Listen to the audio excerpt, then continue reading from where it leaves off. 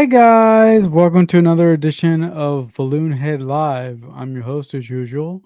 My name is Marcelo Nostroza, and on this edition of the show, I will be discussing Star Trek Strange New Worlds Season 1, Episode 7, entitled The Serene Squall.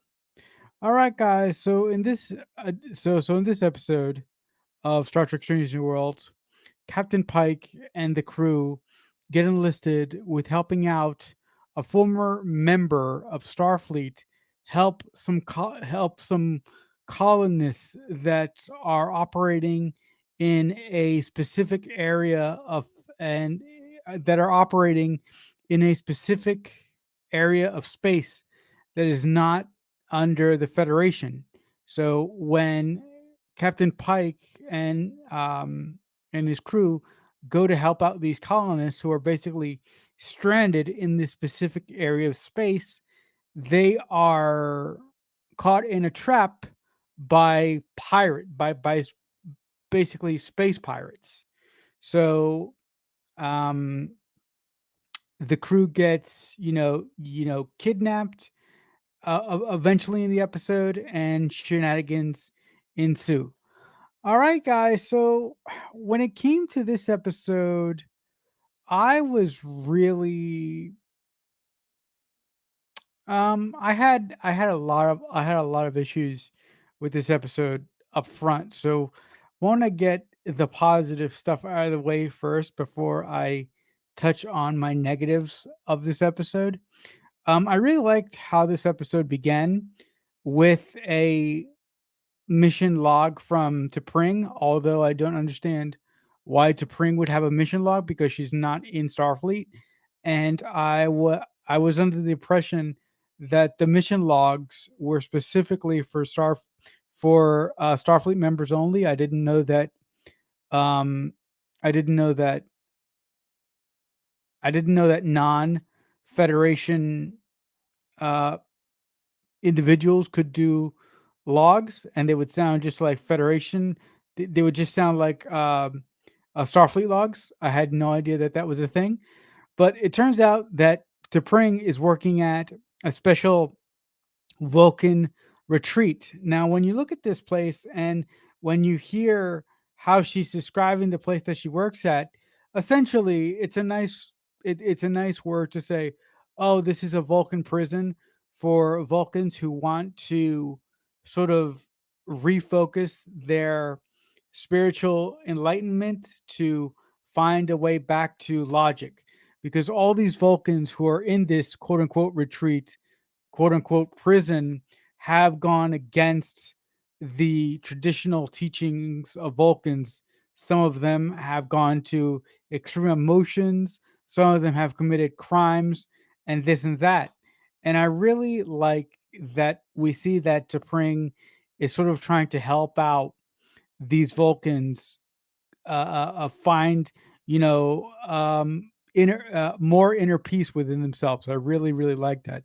But the funniest thing about this whole sequence is that T'Pring basically FaceTimes Spock, and she tells him that you know sh- she understands that their relationship is really at a hard impasse at this moment, and she starts looking up human sex things and positions. Well, just things, not positions. But when she mentions this to Spock, he sort of takes a he takes a sort of step back and goes, "You've been doing what? Why you been doing that?" And and she says, "Oh, I've been doing that because I felt that I was the one that had to, you know, sort of be the one to try and come down to your level and try to come down to where you're coming from to make the relationship work." And I really appreciated that because to a lot of Vulcans wouldn't do that, and I'm really happy that T'Pring really took it upon herself to do that, despite you know Spock being unready and being unprepared to do these sexual things that T'Pring has, been researching. That to me indicates that his relationship with T'Pring, it really doesn't work. I mean, you could see that T'Pring and Spock are really trying to make it work, but it's really evident to me in this episode that their relationship is doomed. I mean, we know that, but it's just really, really hard to see these two people try and work at a relationship that deep down in their bones, I know that they they have to know that their relationship really doesn't work. And it's just really, really ashamed to really, really saddening to me to see that. So eventually our intrepid crew goes to the specific area of space and they get trapped by these pirates. When they're taken aboard by these pirates, I thought it was really, really first of all, the makeup on these pirates, is really cool. My cap goes off to the makeup department for doing this.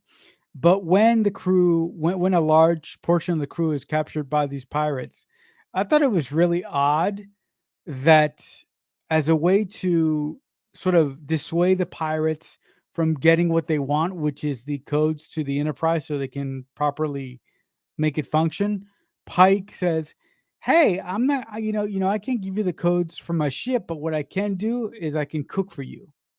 And I was like, "Really? That's how you're gonna negotiate your way out of a beating, Captain? You're gonna cook for them? Really?" And where that leads to is quite interesting because it is Pike's idea to sort of play these pirates against one another that will eventually lead to a mutiny. Now, I thought that was an interesting idea, but I would have loved to seen the mutiny happen within the ship, and I would have loved to seen the trapped crew on the space pirate ship escape from their cell, because at one point in the episode they're in the cell as this mutiny is just starting to take, you know, as this mutiny is just starting to spark up, and a couple scenes later they are out of the cell on the bridge of the pirate ship, and they basically have it, and I'm like, excuse me, we missed something. Like, it it really seems that the writers forgot a step.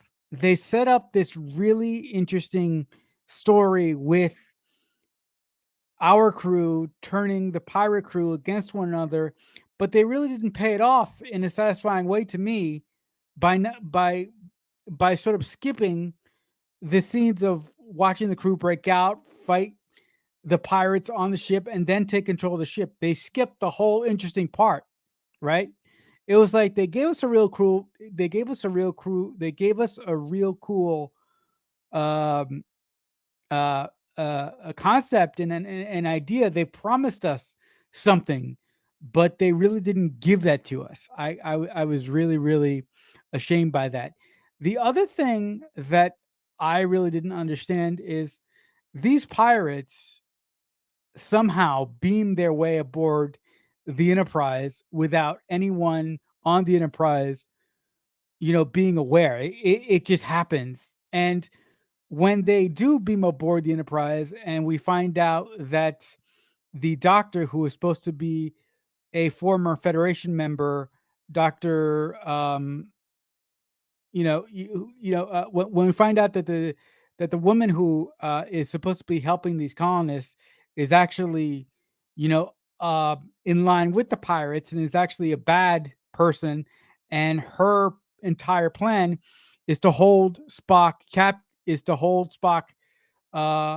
prisoner to get to Pring to release one prisoner that she has, because this one prisoner that she has is is a love of this doctor's life. I'm like,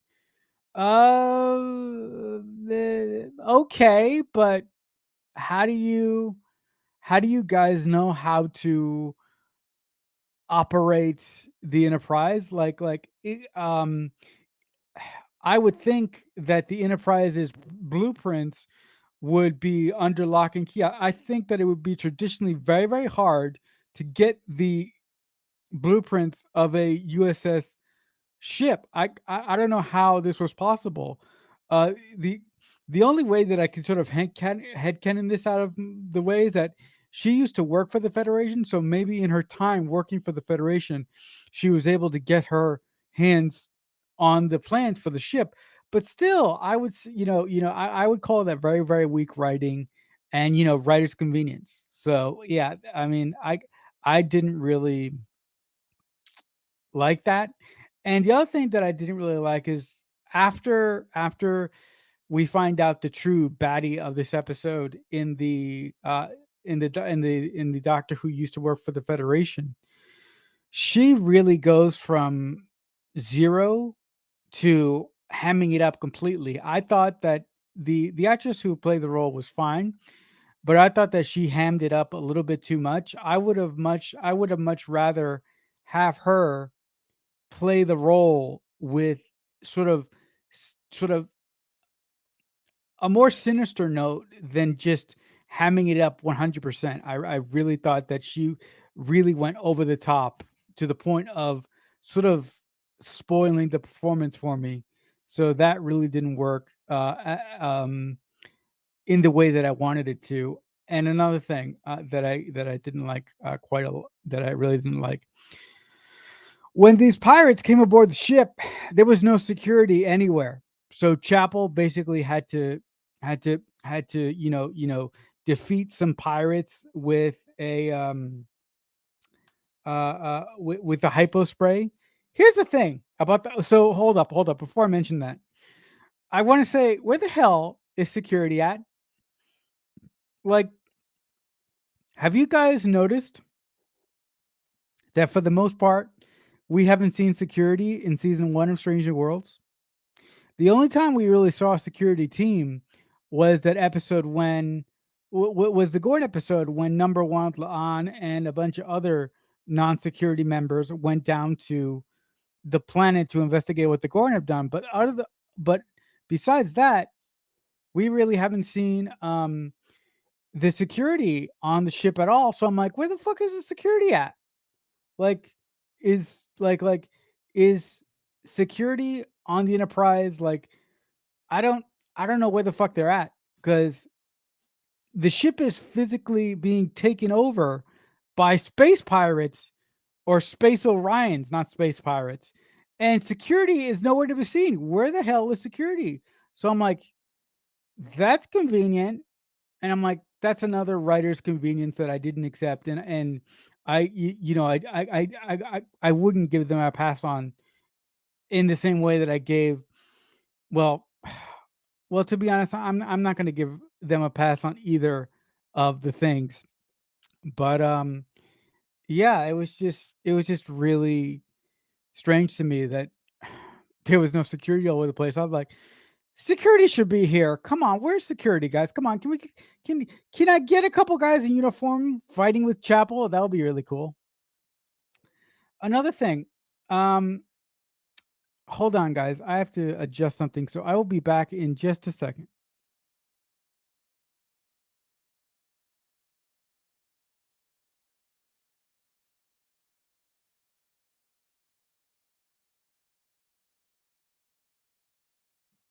Sorry, guys. I had to adjust my headphones there for a second. So another thing. So Chapel seduced one of these pirates by using the hypo spray, right? So every time we've seen Chapel use the hypo spray in Strange New Worlds, she applies the hypo spray directly onto the patient's arm, right? She doesn't lift up their sleeve or whatever. How does the hypo spray how does the medicine in the hypo spray go through the clothes and touch with the skin? Like how is that possible? Because usually when we see hypo sprays given in TOS and specifically the original series, every time Bones would use it or every time Beverly would use it, they would make sure to use a hypo spray on skin, not the actual, arm sort of thing. So, can any super Star Trek nerds out there who are possibly watching this right now live or watch this later on the replay sort of explain that to me? That that would be really, really interesting. I would be really interesting to hear the explanation of how a hypo spray can go through cloth and then touch human skin or whatnot. I'll be really interesting to hear that. The only thing, the only thing that I really liked about this, well, the one shining thing that that I loved about this episode is the relationship between Spock and Chapel, because I've hinted at in the past that I would love to see a relationship develop between the two of them and see how that develops and see how that affects the both of them, specifically Spock and Chapel, because I am of the mind and I'm of the idea that I don't necessarily want to go down canon. I don't necessarily want to go down the road of canon. You guys know that I particularly don't give a crap about canon, so it wouldn't really bother me if Dr. Corby never showed up in this series at all. Although I do know that Dr. Corby is going to show up at some point because Akiba Goldsman has said as much in a tweet to a fan. But it'll be really nice if Corby shows up and then the whole thing happens with Corby, and then we go back to a Chapel and Spock relationship at full blast. Look, it may not happen that way, but as a fan of a potential Spock and Chapel relationship, when Chapel and Spock kissed in that moment on the bridge, I lost my shit. You could see the love and the chemistry between Chapel and Spock in that specific scene in a way that you couldn't see when T'Pring finally came aboard the Enterprise and she kissed Spock a little later on in the episode.